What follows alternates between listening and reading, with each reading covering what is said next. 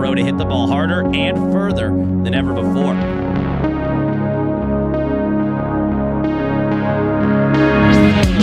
Coach Lisle takes athletes and coaches through the exact same hitting, training, and body movement program that he uses privately with his Major League Baseball players.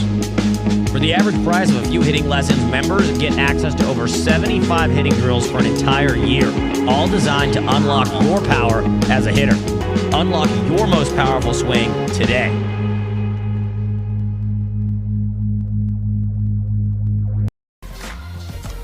Low pitch.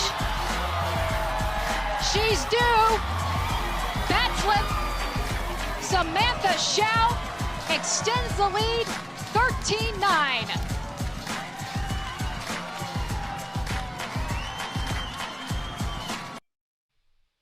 All right, good morning, everyone, and welcome. I'm Matt Lisle, and today is Monday, February 15th, and this is the Hitting Vault live Q&A, where I try to help parents, coaches, and hitters around the world with my special guest, professional softball star, Samantha Show. Samantha, thanks for joining us this morning.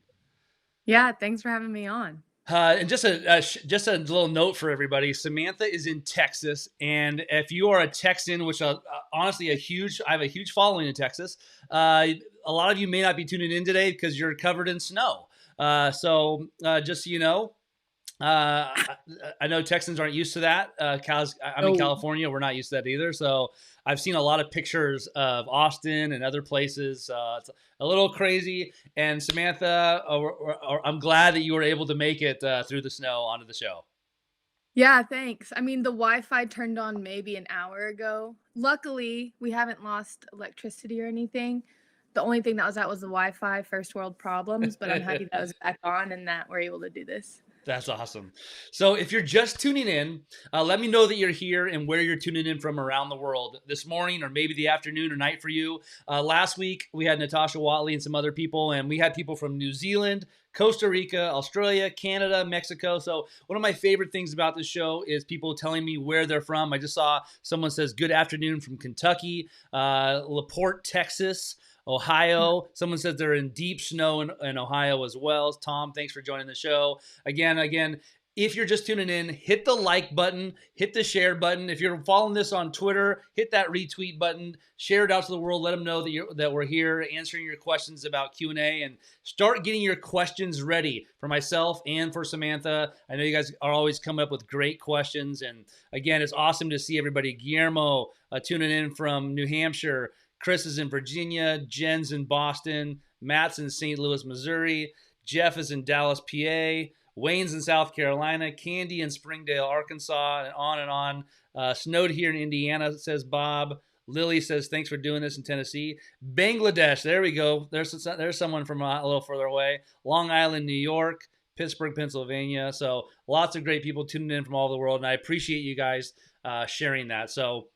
And remember, if you can't join us live, if you're actually doing real work today and you can't be following in, this will be saved on Instagram, Facebook, Twitter, and everywhere else on YouTube, so you can watch it later. So as we're getting settled in, I'm starting to see some of the questions come in. I want to introduce my special guest today, Samantha Show. If you haven't heard of Samantha, or somehow you missed the opening scene where Samantha, he does this epic bat flip that went viral on ESPN and MLB.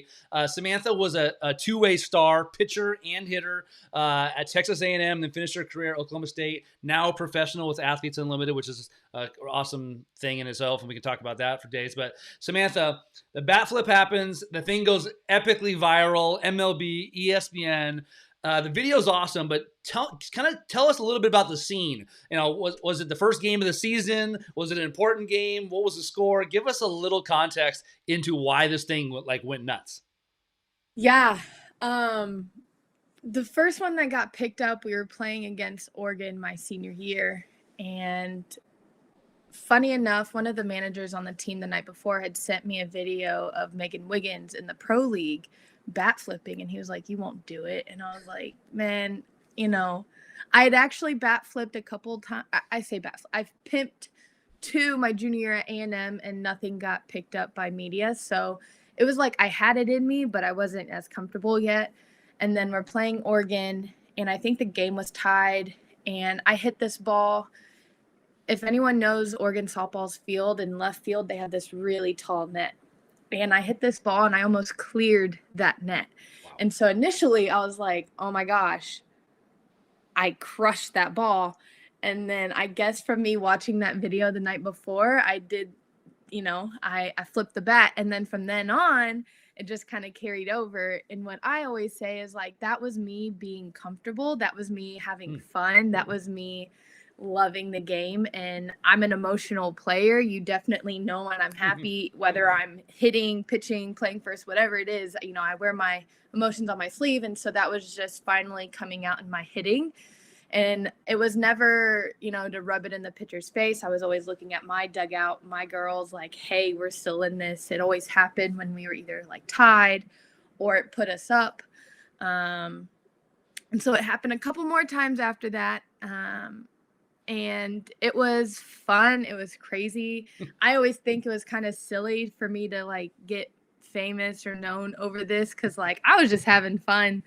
And I watch the MLB and I watch those guys do it there, and the swag and composure that they have while they're doing it is something that I had always strived to be. And so it just finally came out. That's awesome. That's awesome. Yeah, it was really fun. And, the opinions have really changed on that over the years. But, hey, if you're just tuning in, this is the Hitting Vault live Q&A with my special guest, Samantha Show. And, again, if you're just tuning in, let me know where you're tuning in from. Mike's here in Newark, currently in Livermore, California. Casey says, I'm tuning in from Sand Springs, Oklahoma. I have some Samantha Show fans here hoping to do some bat flips themselves. Go Pokes. Melvin is in Seneca, Kansas. Aaron's in Lee Summit, Missouri. Peter says, I say hello to Samantha from Holland. She played with my daughter Maxine. Yes. For Bolatti, Italy. I hope I probably butchered all of that. So Peter, sorry for that. And David says rain and cold here in Virginia Beach. Eric is in Pearland. I'm from there. Yeah, so there you go. From there. Awesome. So hey, we got. I see a ton of questions coming in, and that's awesome. So Samantha, let's get right into them. The first question actually comes from me because you played at college you played in the SEC, played the Big 12, then now you've been playing in the pros. So my favorite question to ask is, as a hitter in college and the pros, you can choose two if you want. Who is the one pitcher or two that you absolutely, I know you're confident, I know you play with confidence, but like, who is the pitcher that you're like, oh man, I do not like facing this pitcher? College wise, I'm gonna have to say Kelly Barnhill. I played her, all 4 years and a lot. And, the first couple years wasn't very successful off of her. And then finally, the more at bats I got, the better I got at understanding what she threw. But I played her in the pro league and, she still struck me out. But the next at bat I went and I hit a home run. So it's like we kind of go back and forth. We have each other's number a little bit. I admire Kelly because to me, she kind of has that effectively wild sense, which I would like to have that as a pitcher as well. So I know where the ball's going to go, but not really. So I get in my head a lot. But her for college. And then my first year of pro, we played Team USA and I faced Monica Abbott. That was difficult. I think I finally fouled the ball off and I was just like, all right. And then the next pitch, I think I popped it up to second base, but still trying to figure out how to hit her well. Yeah. So, yeah. Yeah, it's funny because I had Riley Sartain last week, and she said Kelly Barnhill. Natasha Watley said Monica Abbott. So, I mean, Kelly and Monica, just so you know, like the best hitters in the game are saying that you're the toughest. That's a pretty good compliment. So, I'll tell you. So the next question comes from Larry King. He says, basic question, Samantha. What size bat do you use? I love this question. Okay. I use a 34 drop 8. I started swinging that my senior year at OSU. When I got there, Coach G was like, you're a power hitter. You need to use a drop 8. And at that point, I didn't even know softball bats came in drop 8. And to find out that there's like science behind swinging a heavier bat at the right speed, the ball's going to go further. But I I laugh because like we're told, we have drop 10s and drop 11s as young softball players. And I think it's nice. I always encourage kids to try a heavier bat, at least practice with something a little bit heavier to just build that strength. And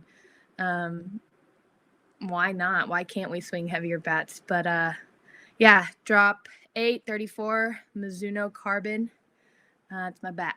That's awesome. And I didn't pay let's see who asked that question. Larry, I didn't pay you to ask the question because I've actually been on the warpath lately, Samantha, online, social media, telling hitters, college softball players, hey, I know you dropped 10s when you were like 12 years old, 14 years old, but now that you're like in the weight room and like strong, how about we try some drop 9s and drop 8s? Because I know you guys can handle it. And, so I've been on the drop 8 train, and I know a lot of college players, even the ones I talk to nowadays, it's like freshmen, they're like, well, I'm a little afraid, it's too heavy. I'm like, no, you can do it. Trust me. So I've been trying to really get on my soapbox about drop 8s and drop 9 bats for college players.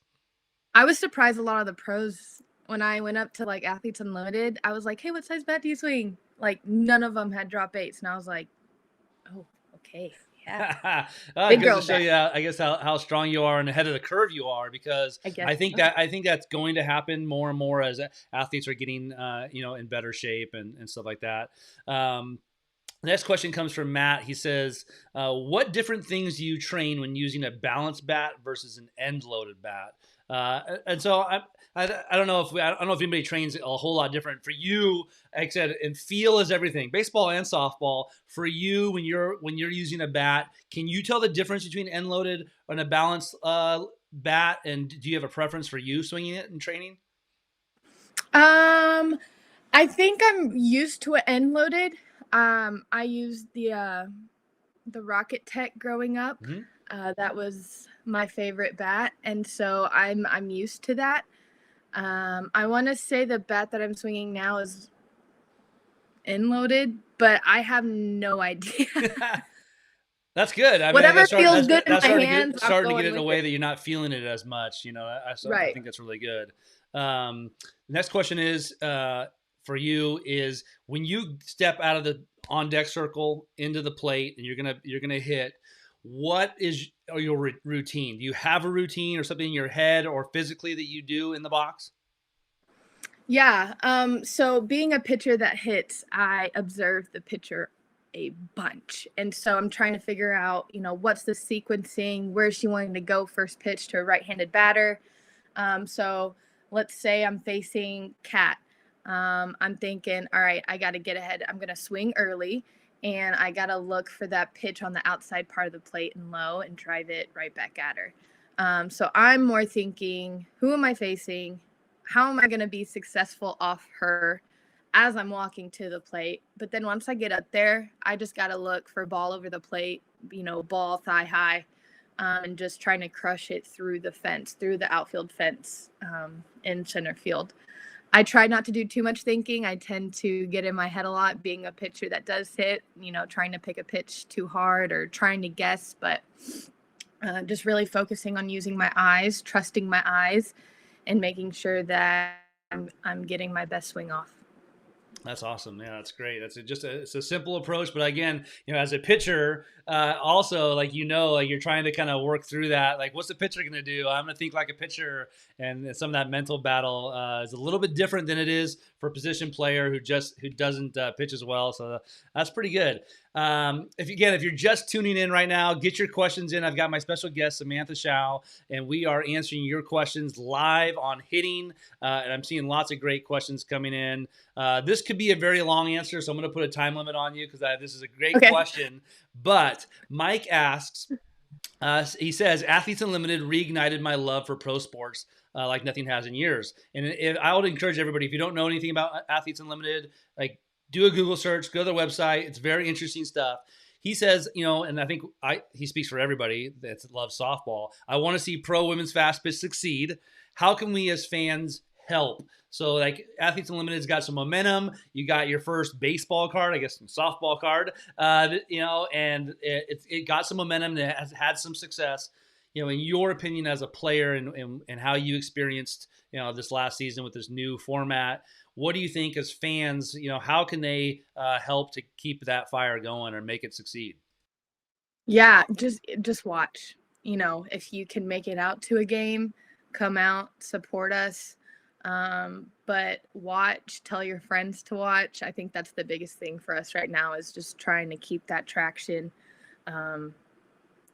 with those views on, if you're watching on YouTube or wherever you're watching, however you're watching, just watch. That's all we ask. And this past season was hard because we didn't have fans in the stands, but y'all really stepped up at home and watched and supported us and bought the shirts and whatever we were able to offer to y'all. So, just watch, and awesome. Tell your friends, tell your families. Yeah, and I think everybody probably understands a little bit about like how social media works and like all the algorithms, but like the reason I say at the beginning of the show and say now, like, hit the like button, hit the share button. If you're on Twitter, hit the retweet button. And trust me, people, right now, click on that like button. Because when you do that, it helps more people see it. And so just like Samantha's saying, for Athletes Unlimited, when you see their content online, share it, retweet it. The more eyes you can share on, even if you don't think that it makes a difference, if you're a fan of softball and you see the stuff, hit the like button or hit that retweet button or share button. And when you do that, it's telling the social media channels, hey, people are interested in this, and it's going to spread it out to a further reach. So my advice for the day is, if you are a fan of softball or anything like that, make sure you're engaging with those pages. And when you do that, it helps out. So if you're looking to support a program and you can't do it financially, by sharing or retweeting, liking, that helps spread the word out a little bit. So the next question comes from Joe, and it's for you, Samantha. What is some advice you can give to a younger girl athlete to help deal with overcoming the pressure of performing? Also, how to stop trying to play perfect, not wanting to make mistakes. So I'm going to kind of add to this question for you. You played softball your whole life and then played in college, now in the pros. And tell us a little bit about what's your advice for kids that are coming up in that and all the pressure about performing and perfectionism, but share it kind of from your perspective and, and what your journey was a little bit with that. So I have loved softball. I have an older half sister and half brother who played baseball, softball. So from the first time I saw it, I was in love, and I am a perfectionist. I don't want to screw up. I don't want to lose. I don't want to mess up. So I get this 100%. And it's going to be hard for your daughter to understand what I'm going to say, because it's a very hard lesson to learn. And what I've just told myself over the years, like, softball is a game, right? Games are fun. And when you're not having fun, that's when things start going not as well, in my opinion. So understanding we are human, we are going to make errors, we are going to make mistakes, we are going to strike out. The pros do it, MLB players they do it, I do it. I led the league in strikeouts. I tied for how many strikeouts I had in Athletes Unlimited. So it happens. And the only thing that you need to focus on, if the next at bat, the next play, you're going to get another play. You're going to get another ball.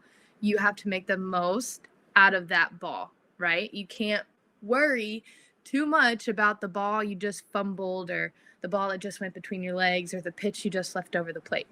You're going to get that next pitch, and your team needs you to focus on that next play, that next pitch. If you strike out, give yourself that walk from the batter's box to where you put your stuff down to be mad, because trust me, like I said, I show my emotions. I get angry, so I give myself from wherever I got out at to the bench where I put my stuff down to be mad. And then once I put my stuff down, it's done. On to the next play, on to cheering on the my teammate in the box, or I got to go make a pitch, got to go make a play. That's the most important thing.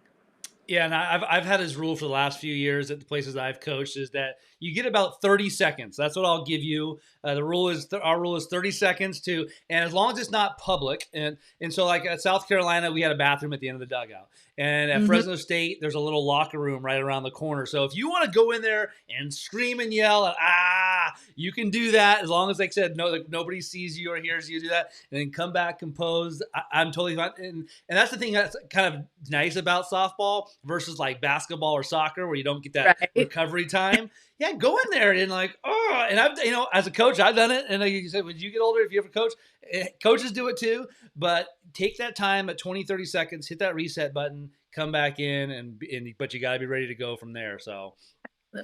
Hey, if you're just tuning in right now, we've got about 10 minutes left on my live Q&A with my special guest, pro softball player Samantha Show. And if you are just tuning in and somehow you've missed what we've been talking about, we're answering your questions live about hitting. And let me know where you are tuning in from. We've got some international people today: Bangladesh, Holland, Canada, and a lot of people in frozen Texas. So I guess the good news about frozen Texas is the people that do have the Wi-Fi and the power, at least they can tune into this show right now and avoid some work. So make sure you're letting us know where you're tuning in from. That would be great. Hey, Tom's got a question for you, Samantha. I think it's a great one. At what age did you realize that you had a special love and talent for the game? Mine is a 14-year-old pitcher as well. So I want you to separate the two because, like, for me, I'll tell you what, I mean, my mom still tells stories like moms do about how I use my bottle as a bat. And like literally since birth, I was obsessed with baseball.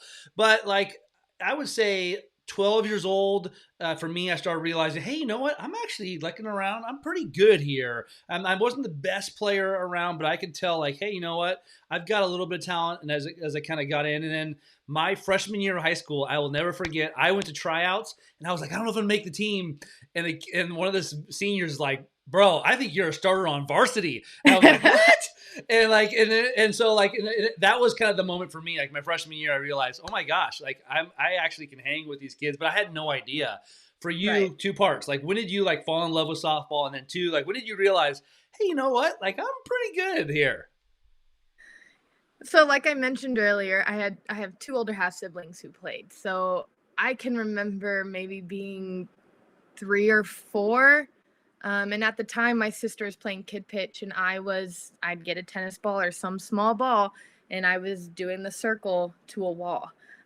So that's when I fell in love with it and, didn't want anything else but softball. When I realized that I would probably say around that time, 12, 13, how great Facebook is. We get these great like memories or like flashbacks from the past. And I made a post saying like, you may want to get my autograph one day. It's going to be worth something. And I was like 12 or 13. And I kind of asked my parents, I was like, when did y'all know I was good? And they were like, maybe when you were in high school. I was like, dang, I knew way before y'all. But again, I loved this game. I remember crying when practice got canceled, going to the backyard and throwing the ball up on the roof and hitting it back up on the roof, or, fielding. My house that I grew up in backed up to the field the ballpark I played in. So like I was there all the time. I was a field rat. I still am. I love this game. And it's been in my blood, but I've known for a long time that I was going to be good, and I didn't really give myself another option. That's awesome. Yeah, I'll tell you, like, I know a lot of parents resonated with it, a lot more than kids nowadays, but like, yeah, you practice pop flies by throwing the ball on the roof and then trying to catch it coming down. And like my garage door was just peppered with balls, like on ground balls, and like getting in trouble with my mom all the time about throwing balls against the garage door. And that's how you know, like, that your kid loves the game. So, Crystal asked this question. She says for young players, but I think it's good. I think it's good for everybody. How do you suggest strengthening the mental side of the game? So is there anything that you do, whether it's books or video, anything that you've done in your career that stood out to you? Like, oh, hey, because I know there's some teams that do some great, I'm a big fan of John Gordon and some of the books that he's done. Is there anything for you that has stuck out for mental training in your career? Honestly, just watching videos of myself doing well. I think it was my freshman year at A&M. The coaches asked some of the managers to put together like a highlight reel of everyone, and just being able to watch that before a game and kind of visualizing doing that in the game against South Carolina or, against Florida or something like that. That's what helped me the most. I will say, the confidence for me has always been there. Mentally, though, I am very hard on myself. And so understanding, like, I was playing for A&M, like I was there for a reason. I'm good enough to pitch against LSU and Florida and all these schools. And so being able to watch those videos of me getting a strikeout on a rise ball or, hitting a opposite field home run off Delaney Gurley, like I was meant to be there. And that's what's helped me the most, be mentally prepared. Yeah, that's awesome. Hey, this is a good one. I think everybody's different on this one, so I'm always curious to hear. But Matt asks, how much time do you spend working with tee versus pitching machine versus live pitching? So when you're practicing, like, and you go out and practice, and let's say you have a setting where you have like people to help you, not just on your own, right? But it's a practice setting. What's a routine, or what do you prefer to hit off of? Is a lot of tee, a lot of front toss, live? What works for you? I love starting off the tee, just to get my body warm. If I'm feeling anything that's kind of off, the tee is a great place for me to work on. The only time I'm going to use a machine is if we're facing someone that's throwing hard or that has really good movement, because to me, the machine is not to hit well off of, it's to make those adjustments from pitch to pitch. So facing someone like Kelly Barnhill, okay, you got to throw a rise ball that's better than hers so you know how to hit it or how to make those adjustments. I love hitting off live. I'd rather get someone full circle so I can have a ball coming into me with some spin, with some velocity, so I can get my timing right, so I can feel the bat come off the ball the way that it would in a game. Yeah, I think that's my answer. That's great. Hey, as we've got a few minutes left here and a couple more great questions, but I want to give some shout outs because I know people have been tuning in for every week on these. So Kelly in Omaha, Amber's in Bixby, Oklahoma. Jean is in Norfolk, Virginia. We've got Chloe in Flagstaff, Arizona. Nicola in Serbia. Nice. So it's got to be nighttime over there. Linwood is in Roanoke, Virginia. Mike in Tennessee. El Paso, Texas. Is there any? That's one of the hottest places I've ever been in my entire life. El Paso, Texas. Kelly from Delaware. Debbie's in Flemington. Chris is in Temecula, California. So lots of great people tuning in all over. Here's a question I'm curious as well. Chris asks, as a pitcher yourself, did you find it more gratifying hitting a bomb off the opposing pitcher or striking her out? I feel like my answer has changed. It's going to change day to day. I'd say right now it's probably more gratifying for me to hit a home run. But like I said, it's going to change day to day. Just depending on the team and the player. I'm sure everything's a little bit different. That's good. Hey, Michael asks, hey, Samantha, how much time do you spend training your body? And how much has that changed from high school, college, and pros? And I'll say, like, as a high school senior that goes into a freshman college program, in my experience, it's like a shell shock of like, and some girls did do a lot of training in high school. I'd be curious to what your experience was, but most of them have done nothing. And then it's like 4 days. When I got my first college coaching job in softball was at Oregon, and we were lifting 4 days a week in the fall. And I'm telling you, girls were like, oh my gosh, this is insane. So for you, what's been your journey from working on your body, strength conditioning, stuff like that? High school, college, pros. Yeah. High school, I did not lift weights. I think we did a little bit, but not to where I was getting like any gains or preparing my body better. And to me, so I committed to A&M as a 14-year-old. So I was just a freshman in high school. And what they told us is like, if you don't have someone teaching you the right things, just don't do it. Wait till you get here. So go from no weightlifting training whatsoever. And then I get to A&M where we were lifting 4 times a week, running on the same days as lifting. My body went through a shock. But I fell in love with training. I fell in love with lifting weights and getting stronger and seeing my legs grow and seeing, my body transform over the years. And I got the cool experience to go to 2 colleges. So my body changed even more my senior year just because it was a different program. And then coming into pros where you don't have anyone kind of forcing you to do it, I've had to find a way to get it done, and I'm working with a speed and strength guy to change me completely as an athlete. And yeah, so I've fallen in love, but I would just say, especially for females, making sure you're getting taught proper mechanics. Yeah. Because I feel like from a young age, we don't really get taught those things. Yeah. I would say my best advice for parents of 13, 14, 15-year-olds who are just beginning to do like weightlifting stuff, technique is the most important thing, because that's where injuries happen and bad stuff happens if you're not doing it right.